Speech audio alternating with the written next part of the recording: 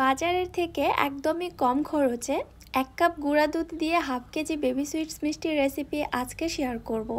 আসসালামু আলাইকুম everyone, welcome back to my channel. বিভিন্ন ডেজার্ট আইটেম পরিবেশনের জন্য এই বেবি সুইটস মিষ্টিগুলোর কিন্তু কোনোই জুড়ি নেই। আর সামনে যেহেতু ঈদ চলে আসছে, নানা রকম ডেজার্ট তৈরি করব আমরা, সেগুলো ডেকোরেশন করার জন্য এইভাবে খুবই অল্প খরচে বাসায় বেবি সুইটসগুলো তৈরি করে নিতে পারেন। চলুন কথা না বাড়িয়ে রেসিপি দেখে আসি। বিসমিল্লাহ। ফার্স্টে এখানে নিচ্ছি আমি 1 কাপ গুঁড়া দুধ, 1 টেবিল চামচ সুজি, এখানে আমি কাঁচা সুজিটাই ব্যবহার করছি, 1 টেবিল চামচ ময়দা, ময়দার পরিবর্তে এখানে আটাও ব্যবহার করা যেতে পারে, আর দিয়ে দিচ্ছি 1/4 টিস্পুন বেকিং পাউডার, সাথে 1 টেবিল চামচ ঘি। এখানে ঘিয়ের পরিবর্তে বাটার ব্যবহার করতে পারবেন, তবে তেলটা ব্যবহার করা যাবে না। এবারে সব কিছু খুব ভালোভাবে একসঙ্গে মেখে নিচ্ছি। গুঁড়া দুধের সঙ্গে ঘিটা যেন খুব ভালোভাবে মিশে যায়, এমনভাবে একটু সময় নিয়ে মিশিয়ে নিতে হবে। এই মেশানোর কাজটা যদি সঠিকভাবে না হয় তাহলে মিষ্টি তৈরিতে কিন্তু বিভিন্ন প্রবলেম দেখা দিবে। সো খুব ভালোভাবে মিশিয়ে নিতে হবে। মেশানোর পরে এখানে আমি নিয়েছি 1/2 কাপ লিকুইড মিল্ক। এটা পুরোটাই লাগবে না, অল্প অল্প করে কয়েক ধাপে দুধ দিয়ে এখানে আমি ডোটা তৈরি করে নিচ্ছি। একবারে বেশি পরিমাণে দেওয়া যাবে না, তাহলে ডোটা অধিক নরম হয়ে যেতে পারে। এইভাবে অল্প অল্প করে দিয়ে মিশিয়ে নিতে হবে। ডোটা ঠিক এরকম হবে, অনেকটাই নরম এবং এরকম স্টিকি একটা ডো তৈরি করে নিতে হবে। ডোটা মেখে নেওয়ার পর সঙ্গে সঙ্গে মিষ্টি তৈরি করে নেওয়া যাবে না, ডোটাকে মিনিমাম 10 থেকে 15 মিনিটের জন্য রেস্টে রেখে দিতে হবে। আমি একটি ঢাকনা দিয়ে ডোটাকে রেস্টে রেখে দিচ্ছি প্রায় 15 মিনিটের জন্য। ফিরে আসলাম প্রায় 15 মিনিট পর। ডোটা যে পরিমাণ স্টিকি ছিল এবং হাতের সঙ্গে লেগে আসছিল, এখন কিন্তু আর সেরকমটা নেই, একদমই সফট হয়ে গিয়েছে। হাতে সামান্য একটু ঘি মেখে নিয়ে পরিমাণ মতো ডো নিয়ে আমি ছোট ছোট গোল গোল বল তৈরি করে নিচ্ছি। একদমই ছোট করে তৈরি করার চেষ্টা করছি, কারণ এই বলগুলো ভেজে নেওয়ার পরে বড় হবে, আবার শিরাতে দেওয়ার পরে আরও বড় হবে, তাই যতটা সম্ভব ছোট করে তৈরি করে নেওয়ার চেষ্টা করতে হবে। এবং অবশ্যই মিষ্টির এই বলগুলো একদম সফট এবং স্মুথভাবে তৈরি করতে হবে। এর গায়ে যেন কোনো ক্র্যাক বা ফাটল না থাকে। যদি কোনো ফাটল থেকে থাকে তাহলে কিন্তু মিষ্টিগুলো পরবর্তীতে ফেটে যাবে। সবগুলো মিষ্টির বল তৈরি করা হয়ে গিয়েছে, চলে যাচ্ছি চুলাতে। চুলায় একটি প্যানে পর্যাপ্ত পরিমাণে তেল দিয়েছি। তেলটা পুরোপুরিভাবে গরম করে মিষ্টির বলগুলো তেলের মধ্যে দেয়া যাবে না। হাতের একটু আঙুল যদি তেলের মধ্যে চুবানো যায়, এমনও গরম অবস্থায় মিষ্টির বলগুলো তেলের মধ্যে ছেড়ে দিতে হবে।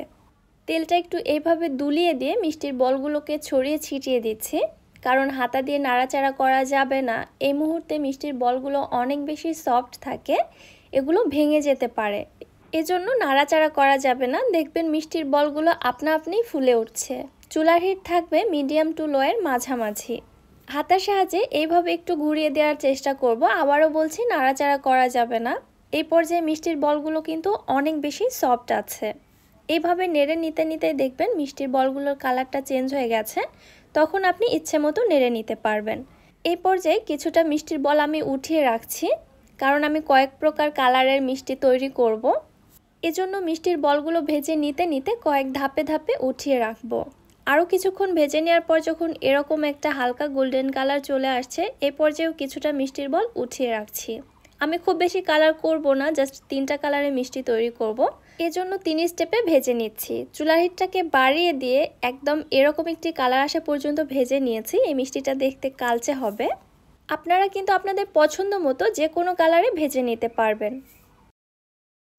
মিষ্টি তো ভাজা হয়ে গিয়েছে, এবার আমি শিরাটা রেডি করে নিব। চুলায় একটি প্যানের মধ্যে নিয়ে নিচ্ছি 1 কাপ চিনি। 1 কাপ চিনির জন্য এখানে আমি পানি দিচ্ছি 1.5 কাপ। এই শিরাটা খুব বেশি ঘন হবে না, আবার অতিরিক্ত পাতলাও হবে না, এজন্য চিনি এবং পানির রেশিওটা ঠিক এইভাবে নিতে হবে। যদি এখানে 2 কাপ চিনি নিতাম, পানি লাগতো 3 কাপ। এইভাবে মেজারমেন্টটাকে ফলো করতে হবে। চুলাটাকে জ্বালিয়ে দিয়ে চিনি এবং পানিটাকে আমি ভালোভাবে জাল করে এরকম বলক তুলে নিয়েছি। বলক আসার পরে আর বেশি দেরি করার প্রয়োজন নেই, এই মুহূর্তে আমি মিষ্টির বলগুলো এর মধ্যে দিয়ে দিচ্ছি। আমি একদম সাদা কালারের যে মিষ্টিগুলো উঠিয়ে রেখেছিলাম ওইগুলো এখনই দিব না, কারণ ওই মিষ্টিগুলো অনেক বেশি সফট আছে, খুব একটা বেশি ভাজা হয়নি। এমন অবস্থায় শিরার মধ্যে দিয়ে জাল করলে মিষ্টিগুলো গলে যাবে, এজন্য ওই মিষ্টিগুলো পরবর্তীতে দিয়ে দিব। একটি ঢাকনা দিয়ে ঢেকে মিষ্টিগুলোকে আমি জাল করে নিব প্রায় 10 মিনিটের জন্য, চুলার হিটটাকে লোতে রেখে। প্রায় 10 মিনিট পর ফিরে আসলাম। দেখতে পাচ্ছেন শিরাটা আগের তুলনায় অনেকটাই ঘন হয়ে এসেছে এবং মিষ্টিগুলো কিন্তু পুরোপুরিভাবে শিরা খেয়ে একদম টুসটুসে হয়ে গেছে। এই পর্যায়ে একটু চেক করে নেবেন মিষ্টিগুলো শিরাটা খুব ভালোভাবে সোক করে নিয়েছে কিনা। যদি না নেয় তাহলে এখানে আরও সামান্য অথবা হাফ কাপ গরম পানি অ্যাড করে দিয়ে আবারও 5 থেকে 7 মিনিটের জন্য জাল করে নিতে হবে। অবশ্যই গরম পানি দিতে হবে। চুলাটাকে আমি অফ করে দিলাম। এই পর্যায়ে আমি সাদা মিষ্টিগুলো দিয়ে দিচ্ছি। ভালোভাবে নেড়ে চেড়ে একটু উল্টে পাল্টে নিচ্ছি। এবারে হাঁড়িটাকে চুলা থেকে নামিয়ে মিষ্টিগুলোকে শিরার মধ্যে ভিজিয়ে রাখবো 1 থেকে 2 ঘন্টার জন্য। এরই মধ্যে মিষ্টিগুলো শিরাটা খুব ভালোভাবে সোক করে নিবে। একটি ঢাকনা দিয়ে ঢেকে রেখে দিচ্ছি এবং মাঝে মাঝে ঢাকনাটা উঠিয়ে একটু নেড়েচেড়ে উল্টে পাল্টে দিব, তাহলে মিষ্টিগুলো চারোদিক থেকে শিরাটা সমানভাবে সোক করে নিতে পারবে। দেখতেই পারছেন মিষ্টিগুলো শিরা খেয়ে কত বেশি টুসটুসে হয়েছে। মাশাআল্লাহ, দেখে যেন চোখটা জুড়িয়ে যাচ্ছে। কিছু টিপস অ্যান্ড ট্রিক্স ফলো করলে ঘরে খুব সহজেই বেবি সুইটস তৈরি করা যায়। বাজার থেকে আর চড়া দামে কেনার কোনো প্রয়োজন নেই। মাত্র 1 কাপ গুঁড়া দুধ দিয়ে কতগুলো বেবি সুইটস আমি তৈরি করেছি আপনারা দেখতেই পারছেন। সো বুঝতেই পারছেন বাসায় কত অল্প খরচেই এতগুলো বেবি সুইটস তৈরি করা যায়, যেগুলো বাজারে কিনতে গেলে প্রচুর চড়া দামে কিনতে হতো। আর মিষ্টিগুলো একটু ভেঙে দেখাচ্ছি, দেখুন মিষ্টিগুলো শিরা খেয়ে কতটা রসালো হয়েছে। ভেতরটা যেমন জালিদার তেমনই রসালো, খেতে মাশাআল্লাহ। আমি 100% বলতে পারি আমার রেসিপিটি ফলো করে যদি আপনারা বাসায় বেবি সুইটস তৈরি করতে চান আপনারা কোনোভাবেই ফেল হবেন না। সো অবশ্যই একবার হলেও ট্রাই করে দেখবেন। রেসিপিটা আপনাদের কাছে কেমন লাগলো সেটা অবশ্যই আমাকে কমেন্ট করে জানাবেন। ভিডিও ভালো লাগলে চ্যানেলটি সাবস্ক্রাইব করে দিয়ে পাশে থাকা বেল আইকনটিতে ক্লিক করে রাখবেন আমার পরবর্তী ভিডিও নোটিফিকেশন সবার আগে পাওয়ার জন্য। এবং যারা ফেসবুক পেজ থেকে দেখছেন পেজটিতে একটি লাইক অথবা ফলো দিয়ে দিবেন। সো আজকে আর বেশি কথা বাড়াচ্ছি না, আজকের মতো এখানেই বিদায় নিচ্ছি। আল্লাহ হাফেজ।